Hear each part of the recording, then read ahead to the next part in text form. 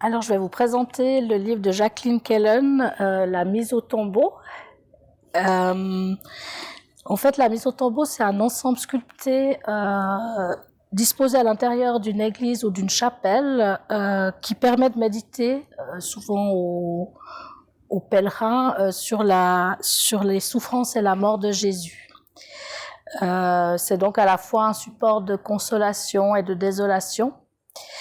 Et puis, Jacqueline Kellen décrit d'abord vraiment tout ce qui est symbolique et histoire très riche autour de ces statues, en décrivant les 7 personnes, toujours les mêmes, qui entourent Jésus. Il y a Marie-Madeleine, l'amoureuse, Marie la mère, il y a 2 femmes saintes, il y a Jean, Nicodème et puis Joseph d'Arimathie. Et en fait, ce que j'ai trouvé très beau dans ce texte, c'est que chacun parle l'un après l'autre plusieurs fois, et on peut comprendre leurs doutes, leurs questionnements, leurs craintes tout au fil de ce livre. Puis peu à peu, après le deuil et la douleur, on sent qu'il y a vraiment l'espoir d'une résurrection ou de quelque chose de divin. Et le texte est beau. Jacqueline Kellen, elle a une écriture chatoyante qui est très descriptive. Marie-Madeleine est magnifique, Marie, la maman, est terriblement voûtée. Enfin, on imagine bien. Et puis, je trouve qu'il y a comme une chorale autour de Jésus, autour de cette mort, de ce deuil, de cette perte, et puis tout cet espoir et cet amour, en fait, incroyable. Et si vous êtes d'accord, je vais vous lire un passage. C'est Salomé qui parle. « Que vaut la vie d'un homme et celle d'un juste ? Judas a vendu son maître pour 30 cycles d'argent, le prix en usage pour un esclave. Ensuite, Joseph d'Arimathie a bien dû proposer au gouverneur Pilate quelques sommes afin de récupérer la dépouille du supplicié. Même les vêtements du rabbi ont été tirés au sort et partagés entre les soldats. Que coûte la vie d'un homme ? Lui, il parlait de dons, de gratuité. Il rappelait que les choses essentielles, l'amour, la beauté, le silence, la vérité, la sagesse, ne peuvent être achetées ni thésaurisées. Il disait qu'on devait placer son trésor dans le ciel. Mais il est mort, le rabbi, et de manière atroce, et tout devient frisson et fumée. Que reste-t-il face au sépulcre ? La pitié, l'horreur, la colère, les regrets, le refus, l'incompréhension, la honte, la résignation. Faut-il expier, s'agenouiller, sombrer dans l'abîme ? L'amour est-il de taille devant le malheur extrême ? Un chien vivant vaut mieux qu'un lion mort, avait assuré le roi Salomon, et j'approuve la sentence. Même si l'être humain ressemble à une herbe qui vite se dessèche, à une fleur qui se fane bientôt, il goûte à ce peu de souffle qui lui est accordé. Il marche, déplie ses poumons, ouvre les yeux et les oreilles. Il prend possession du monde avec tous ses membres et sa sagacité. Il se sent vivant, quelle merveille, glorieusement vivant. Et souvent il oublie de bénir la lumière, de louanger le Créateur, de remercier tous les hasards et toutes les rencontres qui l'ont fait naître un beau jour.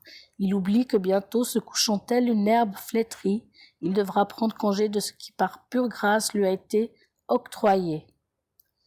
Mais vivre, est-ce seulement ne pas mourir ? Est-ce seulement respirer, marcher, être traversé par des sentiments et des pensées ?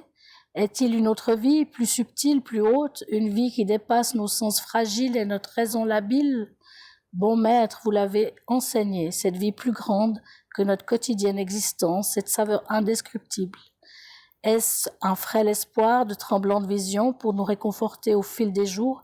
Qui l'a vu, cette autre vie ? Qui en a témoigné à part vous, l'envoyé du ciel ? Et voilà, j'aime beaucoup ce texte, et puis surtout toutes ces interrogations.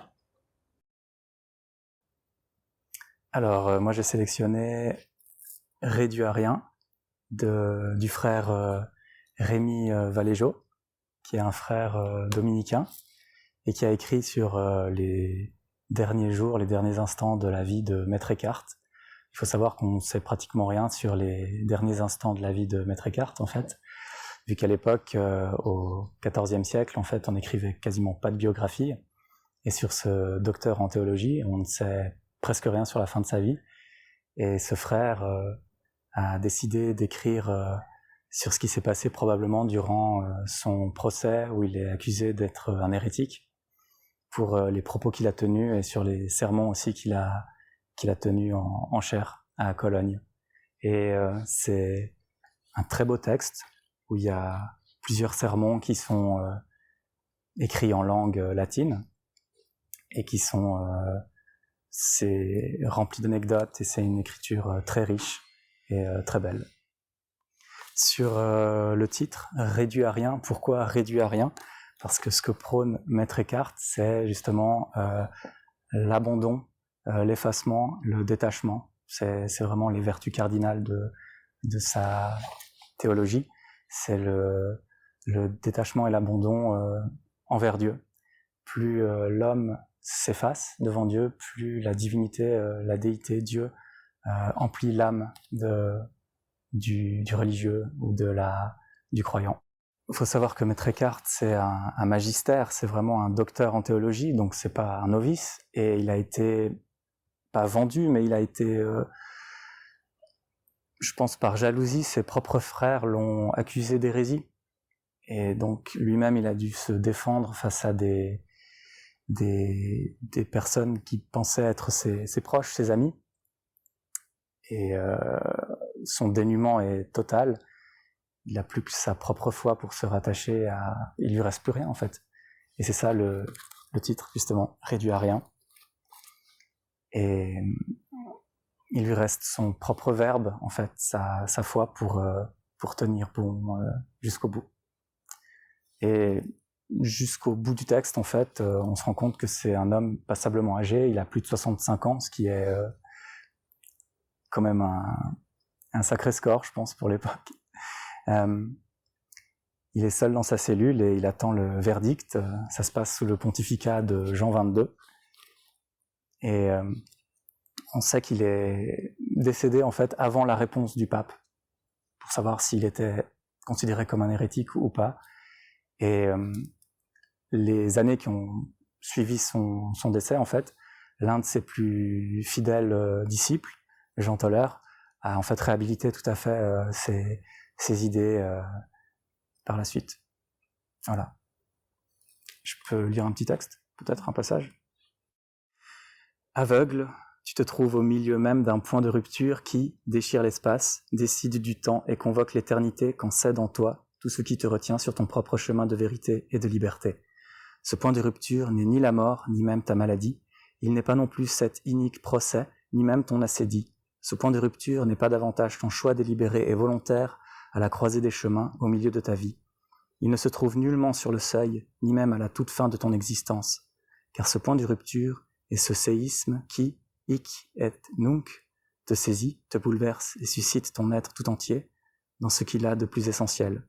C'est un événement d'éternité qui, tel une brèche dans l'espace, se dérobe au temps. C'est ce moment favorable qui, selon la parole même de l'apôtre Paul, dispense la faveur d'un bien au-delà de tout bien, lorsqu'il t'offre d'avancer sur un chemin de vérité et de liberté. Voilà. Donc, je vais vous parler de L'insolence de la parole de Marie Sénèque, qui est sortie aux éditions Bayard en octobre 2020. Donc Marie Sénèque, elle est pasteur à Genève et elle a grandi dans une famille très croyante. Sa mère était pentecôtiste.